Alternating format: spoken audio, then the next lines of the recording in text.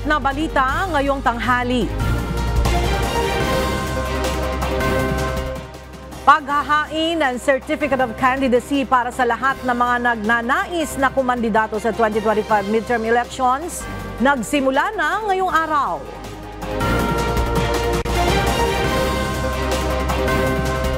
Ilang mga incumbent politicians at mga bagong aspirant nasasabak sa 2025 elections nakapaghain na ng kanilang COC.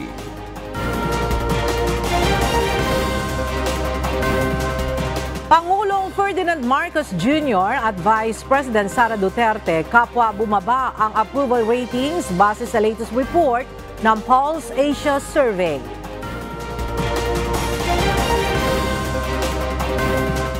Super Typhoon Julian nakalabas na ng Philippine Area of Responsibility pero bagyong maaaring muling pumasok sa PAR bukas ayon sa Pag-asa.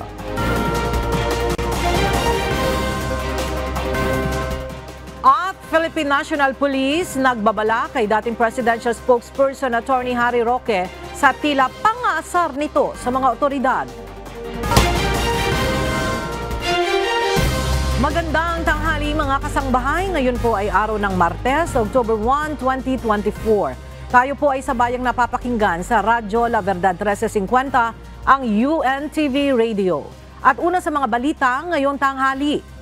Nagsimula na ngayong araw ang paghahain ng Certificate of Candidacy para sa lahat ng mga nagnanais na kumandidato sa darating na 2025 national at local elections. Nagsisilbing main venue ng filing ng COC para sa national positions ang Manila Hotel. Samantala, kinansela naman ng COMELEC ang accreditation ng nasa 42 party list groups. Mula sa Manila Hotel, ang detalye alamin natin kay Dante Amento live. Dante, sino-sino na ang mga nakapaghain ng kanilang COC dyan sa main venue ng COMELEC? Magandang umaga, Ella. Alas 8 kaninang umaga ay opisyal na nagbukas ang Certificate of Candidacy o COC filing ng ating mga kababayang kakandidato para sa 2025 midterm elections. Ito man ay para sa national positions o kaya sa local positions. Ella, dito sa tent city ng Manila Hotel, ginagawa ngayon ang COC filing para sa national positions o sa mga tumatakbong senador at party list. Kaunti pa lang naman, Ella, sa ngayon ang mga naghain ng kanilang kandidatura. Unang nag-file kanina si Agri Party List Representative Wilbert Lee na tumakbo bilang senador sa ilalim ng Aksyon Demokratiko. Muli ring tumakbo si Dr. Joey Montemayor bilang senador. Una na siyang tumakbo, Ella, noong 2022 national elections bilang presidente. Bukod dito, mailan pa na first time o unang beses na tumakbo sa eleksyon. Samantala sa party list system naman, ang Kabayan Party List ang unang naghain ng COC sa ilalim ng party list system. Ang kanilang first nominee na si Congressman Ron Salo ang naghain ng COC. Si dating Energy Undersecretary Astra Pimentel Naik naman ay naghain din ng COC sa ilalim ng party list system at siya ang tumatayong first nominee. Samantala, kinansela ng COMELEC ang accreditation ng 42 party list o organisasyon. Kabilang sa dahilan dito, Ella, ay bigo silang sumali sa nakalipas na dalawang nakaraang halalan o kaya naman hindi nakakuha ng pwesto sa House of Representatives sa nakalipas rin na dalawang eleksyon. Ang mga ground na ito ay hinihingi sa ilalim ng ating party list system. Kabilang sa mga grupong ito na kinansela ang kanilang accreditation ay ang AKIN, Klase, KGB at iba pa. Samantala, Ella, sa pasado alas 11 ngayong umaga ay naghain na ng kanyang COC ang re-electionist si Senator Francis Tolentino sa ilalim niya ng senatorial slate ni Pangulong Ferdinand Bongbong Marcos Jr.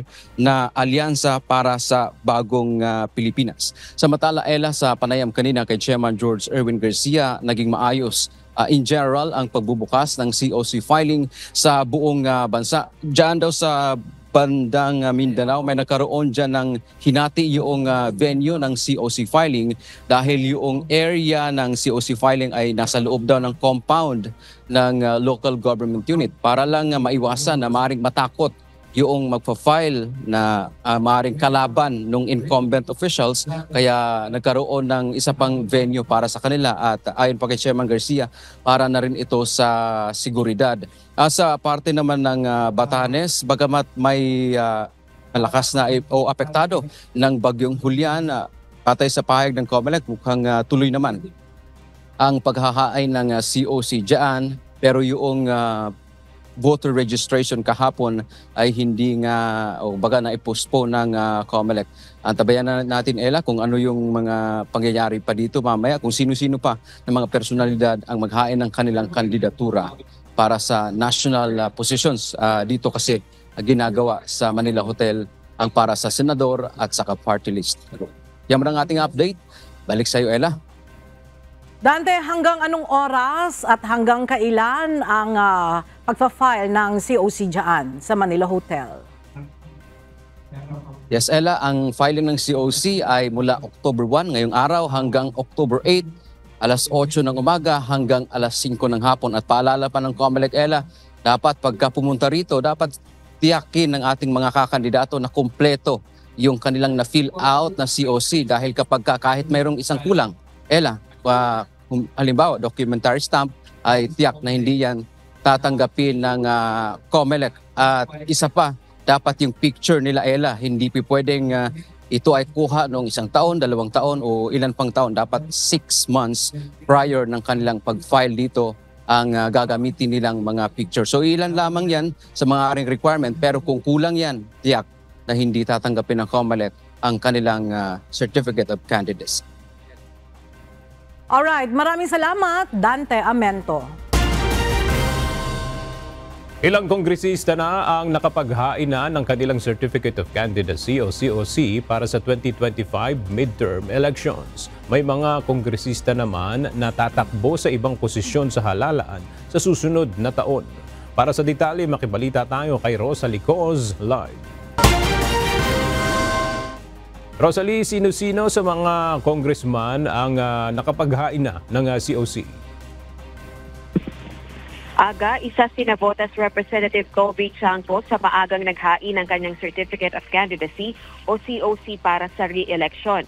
Anya, nag-file na siya kaagad ng COC upang maasikaso ang local bets ng alyansa para sa bagong Pilipinas. Si Congressman Chanco ang campaign manager ng senatorial slate ng alyansa ni Pangulong Bongbong Marcos Jr. Nagsagawa naman ng inspeksyon sa San Juan Mayor Francis Zamora sa COMELEC Regional Office sa Barangay Green Hills sa San Juan para matiyak na maayos at ligtas ang sitwasyon ng paghahain ng COC ng mga tatakbo bilang kongresista. Samantala, nakapaghain na rin ng COC si Albay 2nd District Representative Joey Salceda sa pamamagitan ng kanyang abogado na si Attorney Jong Bonafé. Tatakbo naman si Congressman Salceda bilang gobernador ng Albay sa ilalim ng lakas CMD sa halalan sa susunod na taon. Sa namang pahayag, nilinaw ni dating Pangulo at ngayon Pampanga 2nd District Representative Gloria Macapagal Arroyo na hindi siya tatakbong senador. Anya, muli siyang tatakbo bilang kongresista sa ikalawang termino sa 2nd District ng Pampanga. Balik sa iyo, Aga.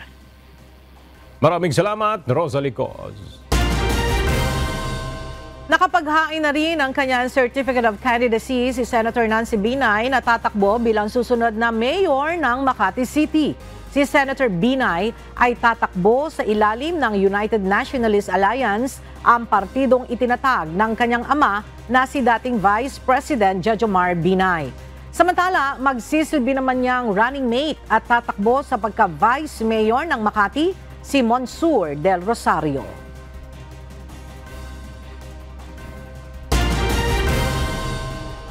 Tahimik pa ang sitwasyon sa Negros Oriental sa pagsisimula ng filing ng certificate or filing ng candidacy para sa 2025 elections. Simula nang buksan ang filing kaninang umaga, 2 walk-in participants pa lamang ang nagpapasa ng kanilang COC. Mula sa Dumaguete City, makibalita tayo kay Lalaine Moreno live. Lalaine, kumusta ang sitwasyon ng filing ng COC dyan sa Negros? Aga sa first day ng filing ng Certificate of Candidacy dito sa probinsya ng Negros Oriental at sa Dumaguete City ay medyo tahimik pa. At ayon nga sa COMELEC ay inaasahan nila na medyo o mas marami itong magpa-file ng mga COC sa huling araw o sa last day nitong filing. Hanggang ngayong tanghali ay 2 aspirants pa lang ang naghain ng kanilang Certificate of Candidacy sa COMELEC office ng Negros Oriental at Dumaguete City. Pagbukas ng COMELEC office kaninang alas 8 ng umaga, unang naghain ng COC si Jamie Murto bilang congressman ng 2nd District ng Negros Oriental. Ayon sa COMELEC, si Murto ay ilang beses nang kumakandidato pero hindi pa nanalo. Sa Dumaguete City naman, unang naghain ng COC ang first-time aspirant na si Liza Perdeses bilang councilor ng lungsod. Ayon sa COMELEC NIR, pawang walk-in applicant sa mga ito at wala pang mga kilalang politiko o incumbent officials ang nag-abiso kung kailan sila maghain ng kanilang COC. Pero sa impormasyon naman mula kay Negros Oriental Governor Chaco Sagarbaria, posibleng maghain siya ng kandidatura sa October 5 habang sa last day naman ng filing period si Pamplona Mayor Janice Digamo. Wala pang petsa kung kailan maghain ng COC si dating Governor Pride Henry Teves. Sa ngayon, nananatiling tahimik ang sitwasyon dito sa COMELEC office pero maigpit pa rin naman ang ginagawang pagbabantay ng mga pulis.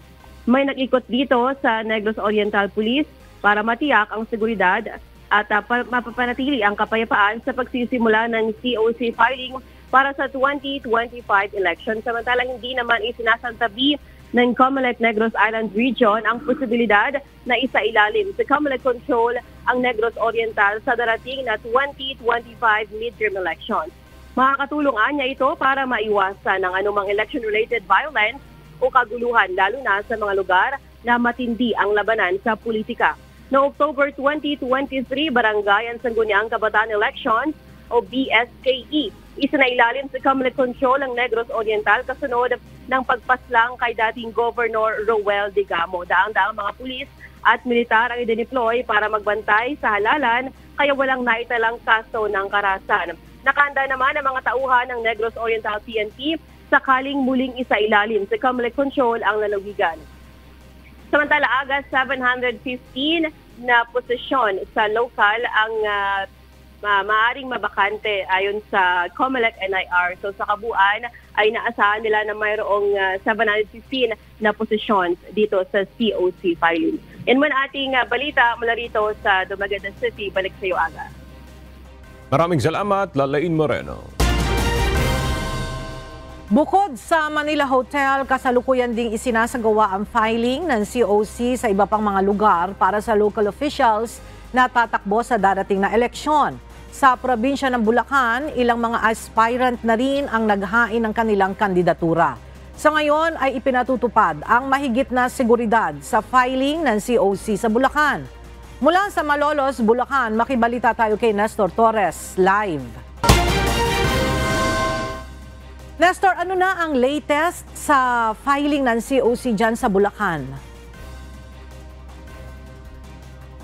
Sa ngayon ay nasa 10 na itong mga nagpapile ng Certificate of Candidacy dito sa Malolos, Bulacan at step by step ang ginagawang proseso dito para na rin sa mga nagkakandidatura.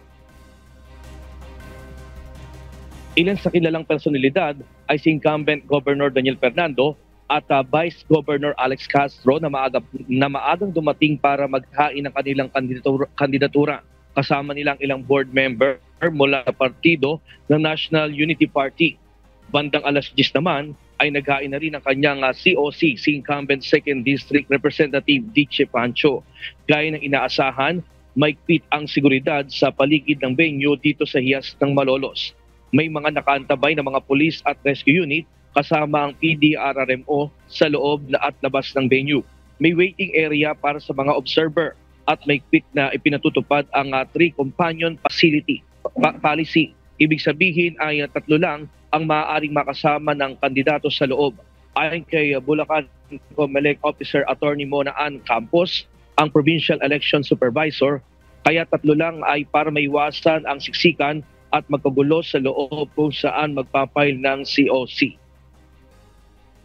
Samantala patuloy na ang nagdadatingan ang mga naghahain pa rin ng kandidatura dito sa Malolos, Bulacan at patuloy ding magbabantay sa mga mangyayari hanggang mamayang alas 5 ng hapon sa unang araw ng COC filing. At dito nga sa Bulacan ay mula alas 8 pa rin hanggang alas 5 ng hapon itong pagpapasa ng COC.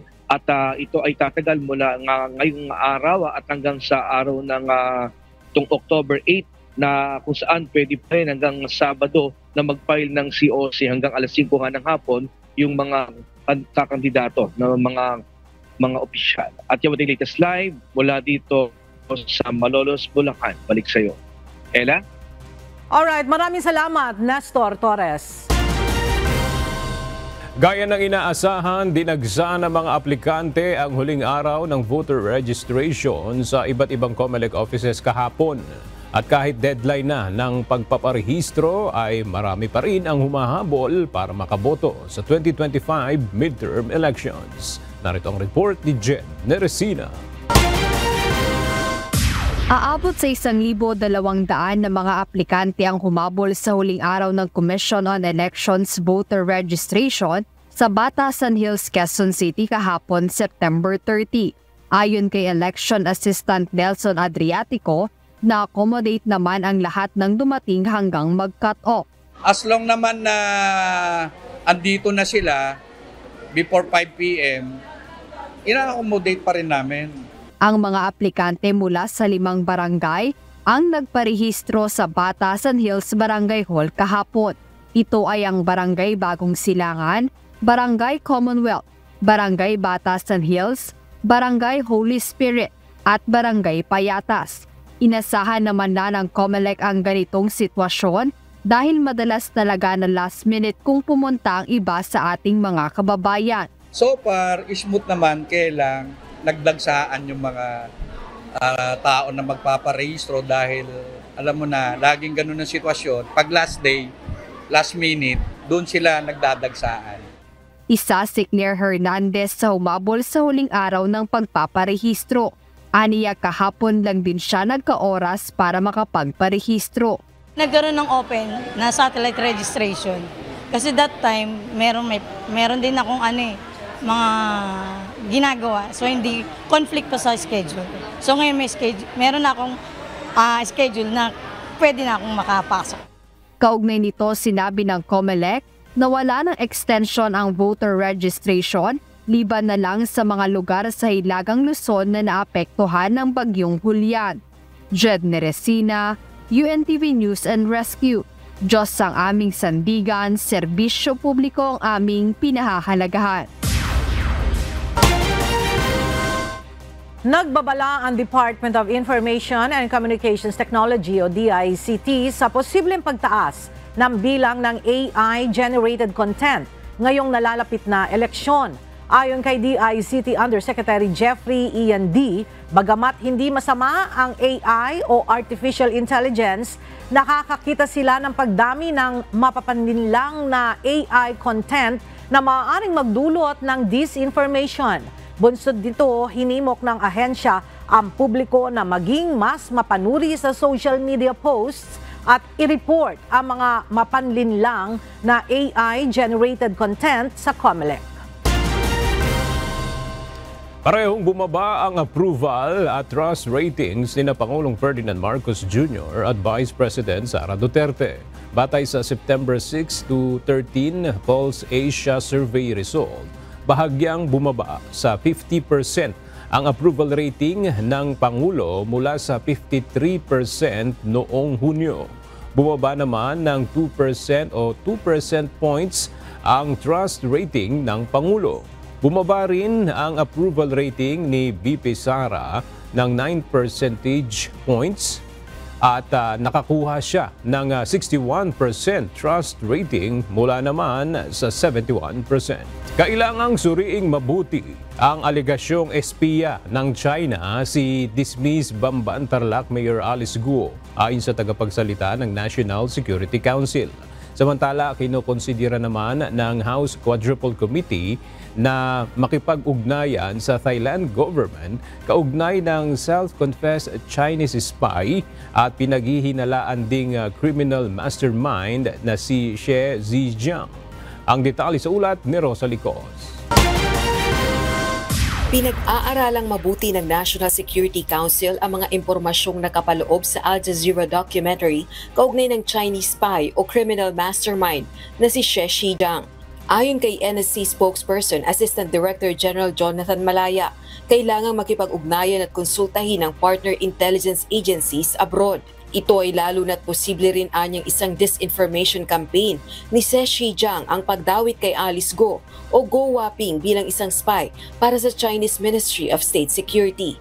Kailangan nating suriin ng mabuti, i-verify yung information because for all we know, this is possibly a disinformation campaign. Baka gawa-gawa lang ito ni She Xijiang para makakuha ng simpatya sa publiko at nagdadawit pa siya ng iba. Yes. So, ang position po namin sa National Security Council, all of this information needs to be validated. Yes. We'll be work with our foreign counterparts para malaman natin yung talagang tunay na makilala natin yung tunay na personalidad ni Mayor Alice Guo. Ang masasabi ko lang siguro is the plot thickens. Kung magbibigay naman ng pahintulot ang Thailand, nais ng House Quadruple Committee o Quadcom na makakuha pa ng impormasyon tungkol kay She Xijiang. Si She, isang gambling tycoon at naturalized Cambodian national na nakakulong ngayon sa Thailand. Wanted ito at nahaharap sa deportation sa China dahil sa operasyon ng illegal online gaming platforms. Iniuugnay siya sa casinos na sangkot sa matinding human trafficking at online scam operations sa Southeast Asia. Ayon sa overall chairperson ng House Quadruple Committee, pinag-uusapan nilang pumunta ng Thailand. Pero dahil lang doon sa punto na gusto nating malaman kung ito ba'y may basihan o kung ano man, no? If the Thai government will allow us, pwede naming tingnan, no? At siguro humingi ng mga dokumento na sa kanila kung sila ay magbibigay. But I doubt, no, kung papayagan tayo dyan because I'm sure na ongoing pa rin yung kanilang investigation. Naniniwala rin si Congressman Barbers, kinakailangan ng malalimang investigasyon sa aligasyong isang spy si Go. Rosa Licoz, UNTV News and Rescue. Diyos ang aming sandigan, serbisyo publiko ang aming pinahahalagahan. Dapat na maamyendahan ang batas ukol sa espionage law para maparusahan ang mga mapapatunayang nag-espiya sa bansa. Samantala, hinimok naman ni Defense Secretary Gilbert Teodoro ang mga lokal na opisyal na huwag magpabaya upang hindi makapasok sa bansa ang mga international syndicate. Narito ang report ni Ryan Lacanlale. Kailangang siyasating mabuti ang paratang kay dismissed Bamban Tarlac Mayor Alice Go upang mapatunayan kung totoo ngang sangkot ito sa espionage activities ayon kay Defense Secretary Gilberto Teodoro. Pero kailangang amyendahan ang umiiral na espionage law. Ito ang nakikitang paraan ni Defense Secretary Teodoro upang maparusahan ang mga mapapatunayang nag-iispiya sa Pilipinas. So call to action din, alam na naman ng ating mga mambabatas na agaran nilang amendahan yung espionage law para maparusahan at makakilos ang gobyerno ng tama para sugpuin ito. Ayon kay Secretary Teodoro, epektibo lamang ang espionage law ng bansa sa panahon ng gyera at hindi na ito akma sa ngayon. Ang mahalaga ngayon, parusahan natin ang espionage sa panahon ng peace. Kasi ang espionage law sa Pilipinas ay epektibo lamang during times of war. Ginawa ni Teodoro ang pahayag ng matanong sa isang event sa Camp Aguinaldo sa aligasyong espiya ng China si Go. Batay sa documentary ng isang foreign news network na inilabas sa House Quad Committee hearing noong nakaraang linggo, sinasabing espiya si Go Waping, ang Chinese name ni Alice Go, na umano'y konektado sa Ministry of State Security ng China. Itinanggi naman ni Go ang akusasyon. Your Honor, I think it's better for you to ask him. Kasi siya po yung naglabas ng video, so siya po nakakaalam anong makakapag-benefit po sa kanya. Definitely, hindi po ako spy. Ayon sa kalihim, totoo man o hindi ang aligasyon ay may pananagutan pa rin ang dating alkalde sa umano'y kinasasangkutang krimen sa bansa. She is a facilitator and a participant to an illegal criminal enterprise. Whether or not she's a spy, that is something yet to be determined with finality by the proper authorities. But whether or not she is a spy, she's a Chinese national who engaged in that kind of activity here in this country. And we see a pattern of these kinds of activities throughout the Philippines. There did not be a spy giving information or anything, but destroying the economic, political, and social fabric of this country. Ang malinaw anya sa ngayon, hindi Pilipino ang dating alkalde at nameki ito ng mga dokumento para umuno magsagawa ng iba't ibang iligal na aktibidad, batay sa isinasagawang investigasyon ng mga otoridad. Hinimok rin ng kalihim ang mga lokal na pamahalaan na maging maingat sa pagbibigay ng business permit at magduda kung may red flags gaya ng malalaking gusali sa isang lugar at panaydayuhan ng tauhan.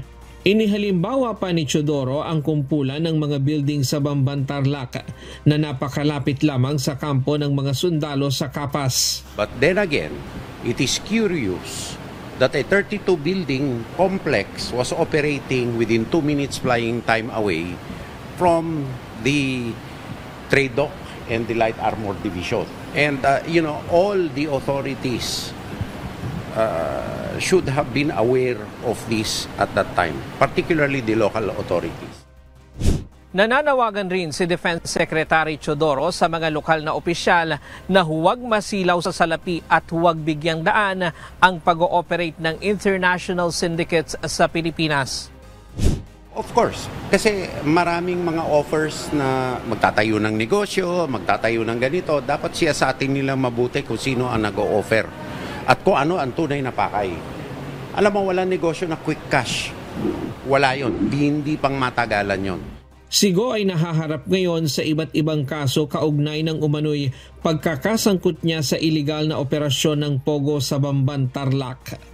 Ryan Lacanlale, UNTV News and Rescue. Diyos ang aming sandigan, serbisyo publiko ang aming pinahahalagahan. Sisimula na ng Philippine National Police Criminal Investigation and Detection Group ang re-investigation sa kaso ng pagpaslang kay Philippine Charity Sweepstakes Office o PCSO Board Secretary Wesley Barayuga noong 2020. Kasunod ito ng revelasyon sa pagdinig sa Kamara ng isang aktibong pulis sa kung sino ang mga nasa likod ng pagpaslang sa dating PCSO official. Ang detalye sa ulat ni Lea Ilagan. Inalis na sa pwesto ni Philippine National Police Chief, Police General Romel Francisco Marbil, si dating Mandaluyong Chief of Police Colonel Nestor Grijaldo at si Lieutenant Colonel Santi Mendoza. Si Grijaldo ang hepe ng Mandaluyong Police, nang tambangan si dating Philippine Charity Sweepstakes Office o PCSO Board Secretary Wesley Barayuga sa lungsod noong July 30, 2020. Habang si Lieutenant Colonel Santi Mendoza naman ang umamin sa pagdinig ng Kamara noong 1 linggo na siyang naghanap ng tao na papatay kay Barayuga sa utos umano ni na Colonel Idilberto Leonardo at ex-PCSO General Manager Ruina Garma.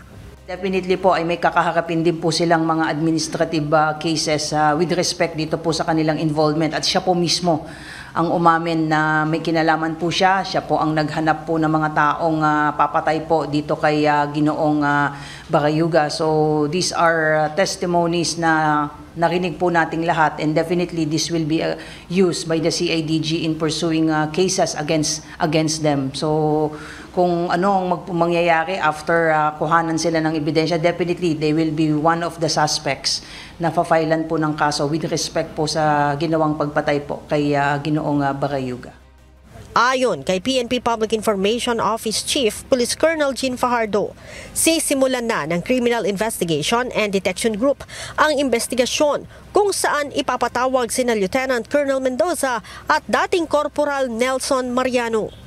Ngayon po ay muling pagbubuksan po kung ano po yung mga information na naging progress po ng investigation before po. Ito po ay muli pong re-reviewin po ng investigating team na i-create po ni General Torre. At kanina kausap ko po siya before proceeding here. At one of the initial action na gagawin po nila ay ipapatawag po itong si Nelson Mariano po at si Santi Mendoza for them to give their sworn written statement before the investigating unit to shed light on this matter and again para ma-reduce into writing po itong mga revelation po nila during the Quadcom committee hearing po. Sinabi ni Colonel Fajardo, ang NCRPO ang unang nag-imbestiga sa kaso hanggang sa mailipat ito sa Criminal Investigation and Detection Group. Ang una pong nag-imbestiga po dito ay NCRPO but after 6 months po as a matter of procedure po ay sinusumit po. I understand nag-create po ng SITG po ang NCRPO but kung after 6 months po ay wala pong significant development po sa isang kaso po ay nagiging cold case po yan at automatic po ay nadadala po yan sa CIDG. Pagtitiyak ni Colonel Fajardo, kasama sa bubusisiin ng CIDG ang mga pulis na unang nag-imbestiga sa Barayuga Slay case upang malaman kung may nangyaring pagtatakip sa isinagawa nilang investigasyon.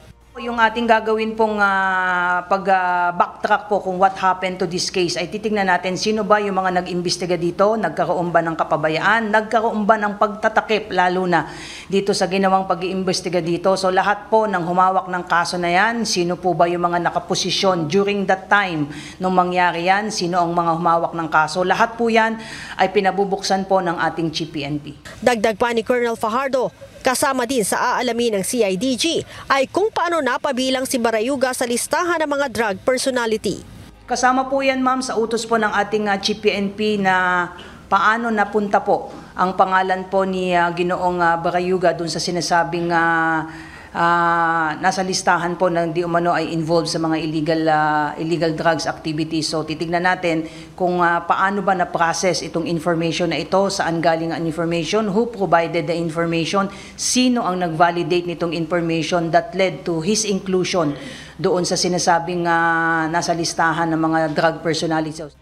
Tiniyak din ng PNP na wala silang sasantuhin sino man ang mga nasa likod ng pagpaslang.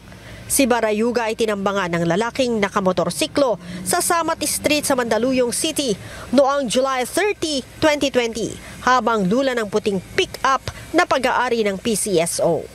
Leia Ilagan, UNTV, News and Rescue.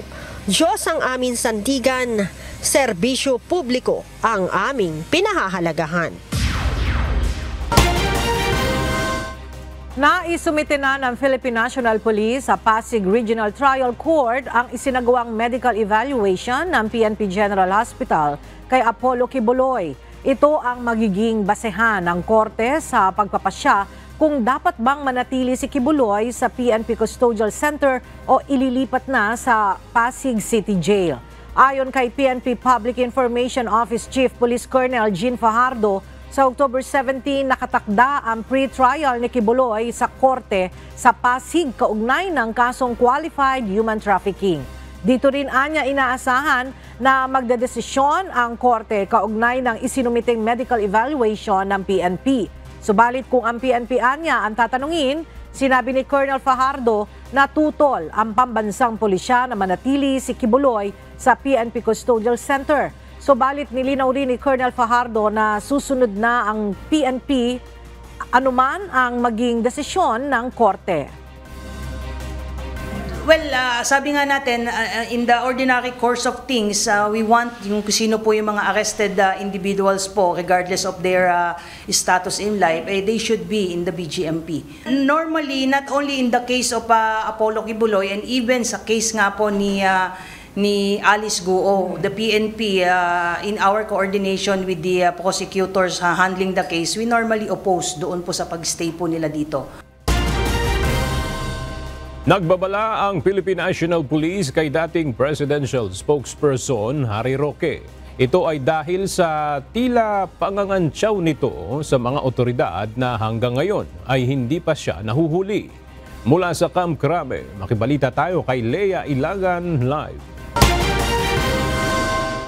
Leia, ano yung ibinigay na babala ng PNP kay Attorney Harry Roque? Magandang tanghali sa iyo, Aga. He can run, but he cannot hide forever. Ito ang sagot ng Philippine National Police sa tila pangantiyaw ni dating Presidential Spokesperson Harry Roque sa mga otoridad na patuloy na naghahanap sa kanya. Ayon kay PNP Public Information Office Chief Police Colonel Jean Fajardo, hindi tumitigil ang pambansang pulisya sa paghahanap kay Roque, kaya't naniniwala sila na babagsak din ito sa kamay ng mga otoridad. For someone who is an officer of the court, siguro what we can say to him is prudence dictates that he should not make any insinuation na kaya niyang pagtaguan ang mga law enforcement agency. He can run, yes, but he cannot hide forever. Nagbabala din si Colonel Fajardo sa mga taong tumutulong para makapagtago si Roque sa mga alagad ng batas. Aniya, mahaharap ang mga ito sa kaso sakaling mapatunayan na nagkakanlong sila ng mga pinaghaharap ng batas. Nauna nang inamin ng PNP na nakatanggap sila ng impormasyon na nasa Region 3 at Region 4A si Roque, subalit ng puntahan ng mga pulis ay nagnegatibo ito. Nauna nang ipinagmalaki ni Roque na gumagamit siya ng mga kaibigan sa pag-upload ng kanyang mga broadcast video at nag-iiba-iba din siya ng lugar upang hindi matunto ng mga otoridad. Sa kanyang Facebook page naman, iginiit ni Attorney Roque na walang bisa dahil labag sa batas ang utos ng Kamara na arestuhin siya. Kaya naman, karapatan aniya niya na lumapit sa Supreme Court para sa writ of amparo para siya ay proteksyonan at certiorari na naglalayong questionin naman ang gawain ng gobyerno na umano'y pagmawalabis sa kanilang jurisdiksyon. Malaki aniya ang pagkakaiba ng pugante na lumabag sa batas at pugante na iniutos lamang ng mga politiko ang pag-aresto. Aga? Maraming salamat, Leia Ilagan. Inirekomenda ni Senate President Chis Escudero na mas maigi kung gagamitin na lamang ang reserbang pondo ng Philippine Health Insurance Corporation of PhilHealth para mapababa ang premium rate. Ito ay may kaugnayan sa pagkakaroon ng nasa 500 bilyong pisong reserbang pondo ng State Health Insurer. Alamin natin ang detalye sa report ni Asher Cadapan Jr. live. Asher, ano na ang hakbang na ginagawa ng Senado para mapababa ang bayarin ng mga miyembro ng PhilHealth? Inaprubahan na ng Senado ang panukala na naglalayong amyendahan ng Republic Act 11223 o Universal Healthcare Act para mapababa ang premium rate ng mga direktang contributors ng Philippine Health Insurance Corporation o PhilHealth. Sa ilalim ng Senate Bill 2620, bababa ang bayarin ng PhilHealth sa 3.25% mula sa kasalukuyang 5%. Paliwanag ni Senate President Francis G. Escudero dahil may malaking reserbang pondo naman ng PhilHealth na umaabot ng 500 bilyong piso, may sapat pang panahon ng State Health Insurer para maibaba ang premium rate ng mga miyembro. Kung hindi anya gagamitin ang naturang halaga, ay nawawala naman ang nasa 20 billion pesos sa PhilHealth kada taon kung pagbabatayan ang value ng pera. Ayon pa sa mambabatas, kung naglalaro sa 70 bilyong piso ang subsidiya sa PhilHealth, maaari pang ilaan ng pamahalaan ng bahagi ng pondo sa iba pang pangangailangan. Ngunit imbis anya na gawin iyon, isa sa mga strategiya na maaaring gawin ng PhilHealth ay pag-aralan na gamitin na lang ang reserve fund para pababain ang premium rate na karamihan naman anya ay gobyerno ang nagbabayad. Para kay Senador Chis Escudero, mas maganda na gamitin ang reserbang pondo para matulungan ang ating mga kababayan sa pamamagitan ng dagdag serbisyong medikal o pagbaba sa binabayaran nilang premium. Ella, binigyang diin din ni Escudero na ang adjustment mechanism ng premium at benefits sa PhilHealth ay binanggit din mismo ni Pangulong Ferdinand Marcos Jr. kasabay ng kamakailan lang na isinagawang Legislative Executive Development Advisory Council o LEDAC meeting sa Malacanang. Yan ang latest dito sa Senado. Balik sa'yo, Ella. Maraming salamat, Asher Cadapan Jr. Nakatakdang humarap sa Land Transportation Office o LTO ang mga tsuper ng jeep sa viral video na nagitgitan sa Caloocan City kamakailan. Ipinatawag ang mga ito ng LTO para pagpaliwanagin kung bakit hindi dapat na masuspindi ang kanilang mga driver's license. Mula sa Quezon City, may report si JP Nunez live. JP, ano yung inaasahan sa pagharap ng mga tsuper ng jeep sa LTO?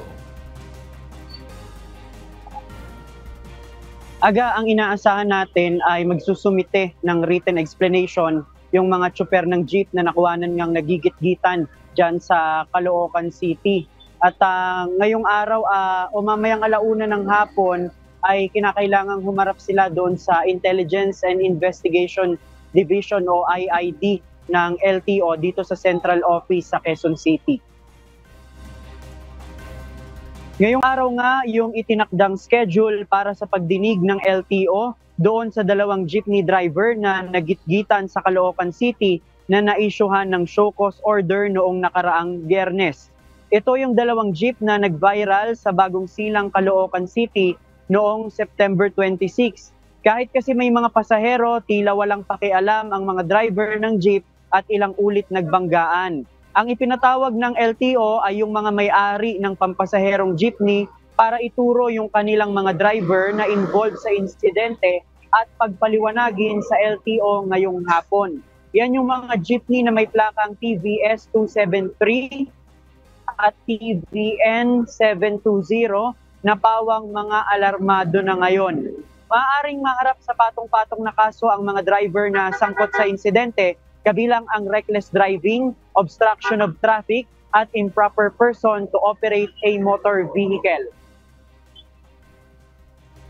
Aga yung kanilang pagharap ngayon sa LTO, pati yung pagsusumite nila ng written explanation, yun yung pagbabatayan ng ahensya kung dapat bang suspindihin o ma-revoke yung kanilang mga driver's license dahil nga doon sa incident kanilang ginawa. Yan muna ang ating latest live dito sa Quezon City. Balik sa iyo, Aga. Maraming salamat, JP Nunez.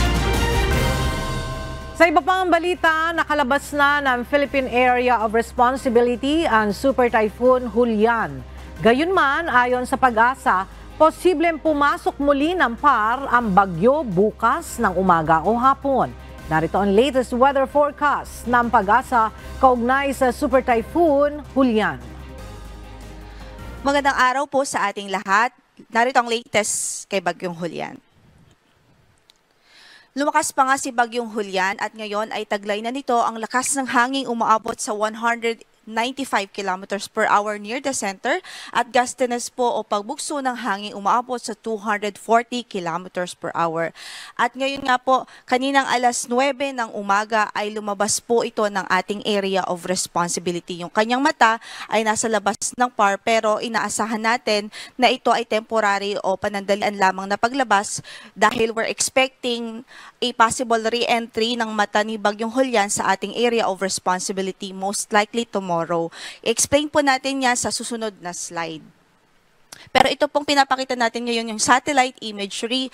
Makikita nga po natin na although nasa labas yung kanyang mata, nag-extend pa or nag-expand pa yung kanyang diametro. So ngayon nakakaapekto pa rin ng bagyong ito sa malaking bahagi ng kalupaan ng Northern Luzon. Kung kaya't exposed pa rin ang extreme Northern Luzon at ilang bahagi ng Northern Luzon sa mga malalakas na pag-ulan, maging yung mga malalakas din na hangin na dulot at dala po nito ni Bagyong Julian. At kanina, as of our latest location, nakita ito sa layong 235 kilometers, kanluran ng Itbayat, Batanes, at ang kanyang movement ay pakanluran po at napakabagal pa rin. Kaya ito nga po ang isa sa mga naging hindi magandang senaryo nitong bagyong ito dahil mabagal siya, so mas matagal na na-expose yung mga landmass natin dito sa extreme Northern Luzon at ilang bahagi ng Northern Luzon kung kaya exposed po sila sa malalakas talagang mga pagbuhos ng ulan at mga malalakas na hangin. Sa latest na ipinalabas po ng Pag-asa na track, makikita nga po natin kaninang alas 8 ng umaga ay nasa boundary pa po ito ng ating area of responsibility. Then by 9 a.m. po kanina ay lumabas po ang kanyang mata o ang sentro ng kanyang mata sa ating area of responsibility. At kung hindi na po magbabago ang kanyang direksyon at magiging track, posible that by tomorrow, most likely ay papasok ho ulit o magkakaroon ng re-entry ito sa ating area of responsibility, and then generally ay northeastward na ang kanyang movement hanggang sa makalabas na po ito ng PAR. Pero kung mapapansin nyo rin po, kahit na sa ganitong movement niya, continuous pa rin po ang pag-issue natin ng tropical cyclone bulletin, dahil ine-expect pa rin natin makaka-apekto pa rin ho ito sa malaking bahagi ng Northern Luzon sa mga susunod na araw. And by the way, continuous pa rin po tayo mag-monitor sa magiging updates ng Pag-asa sa track nito, dahil posible pa rin ho ang mga changes. Posible ang changes dahil nga po itong bagyo ay ngayon nasa labas po ng ating area of responsibility. Kaugnay dyan ng signal number 2, nakatas pa rin sa Batanes, Babuyan Islands, northern portion of Ilocos Norte at sa northwestern portion ng mainland Cagayan. Samantalang signal number 1, nakatas ngayon sa natitirang bahagi ng Ilocos Norte, sa Ilocos Sur, sa La Union, Pangasinan, Apayao, Kalinga, Abra, Mountain Province, Ifugao, maging sa Benguet. Signal number 1 din sa natitirang bahagi pa ng mainland Cagayan, sa Isabela, Quirino, Nueva Vizcaya, northern portion ng Aurora, at maging sa northern portion ng Nueva Ecija. So mostly po talaga ay Northern Luzon at ilang bahagi ng Central Luzon ngayon ang may mga wind signal, dahil sila nga po ang talaga naapektuhan itong si Bagyong Julian. At ito pong datos na ipinapakita natin ay yung highest or 24-hour highest rainfall. So, September 30 po yan. So, over the past 24 hours. At nakita po natin, base sa datos, yung Basco Batanes ay nakapagtala po ng 727.8 millimeters of rainfall. Napakadami po nito. And so far, highest po siya in history, according sa ating initial report. And sumunod po dyan yung Lawag City, Ilocos Norte, 481.6 millimeters. Calayan, Cagayan, 201.5 millimeters of rainfall. Baguio City, 120 millimeters of rainfall. Habang sa Sinait naman, Sinait Ilocos Sur ay 97.4 millimeters of rainfall. Yung sinasabi ko pong highest in history ay sa Basco Batanes lamang po ang ating reference. But yan, initial report pa lamang ho yan. Pero ano po yung purpose ng pagpapakita natin yung datos na ito? Para po ma-inform tayo na dahil sa malakas torrential and intense na mga pag-ulan na naranasan over the past 24 hours, very saturated na po ang kalupaan. At posible na ang mga landslides, very prone na po ang ating mga lugar doon sa landslides, maging sa patuloy na pagbaha o floodings. Tuloy-tuloy ngayon ang isinasagawang relief operations ng Department of Social Welfare and Development o DSWD Region 2 para sa mga kababayan natin na sinalanta ng Super Typhoon Julian. Ayon sa DSWD Region 2, umabot na sa higit 7,000 pamilya ang naapektuhan sa Batanes at Cagayan. Ang detalye alamin natin kay Grace Doctolero live. Grace, kumusta na yung mga kababayan natin dyan sa Batanes na pangunahing naapektuhan ng Bagyong Julian? Yes, aga sa paghagupit nga ng Bagyong Julian sa lalawigan ng Batanes, kaninang umaga ay tumambad sa kanila ang mga pinsalang iniwan ng Bagyong Julian. Nawalan ng bubong ang isang simbahan, silang kalsada, natumbang mga punong kahoy, pinayoko ng Bagyong Julian ang kanilang mga pananim at ang nilang bahay naman ay nilipad ang kanilang mga bubong. Batay sa tala ng DSWD Region 2, umabot na sa 7,643 na pamilya o katumbas ng 22,841 na individual ang naitalang naapektuhan pangunahin na sa mga lalawigan ng Batanes at Cagayan.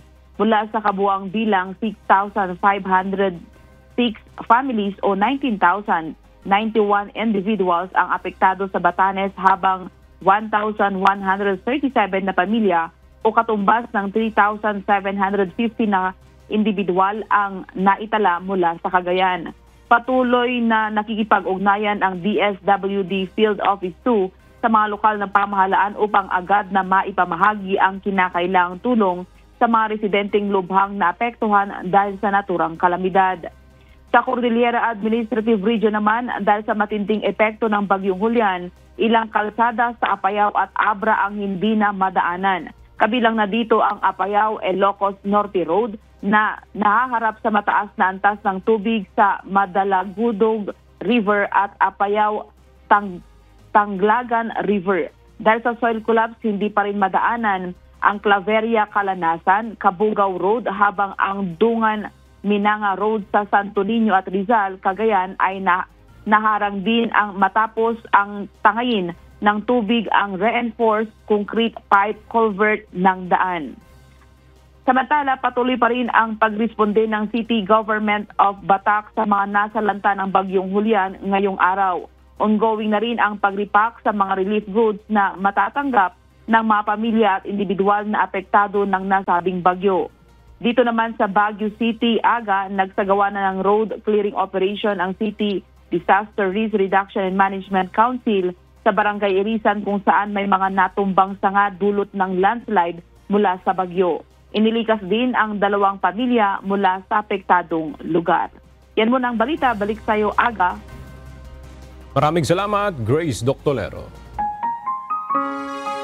At sa ating pong iiwang mga salita ng Diyos na ating sandigan mula sa Aklat ng Kawikaan, Kapitulo 16, versikulo 8 na nagsasabi, "Maigi ang kaunti na may katwiran kaysa malalaking pakinabang na walang kaganapan."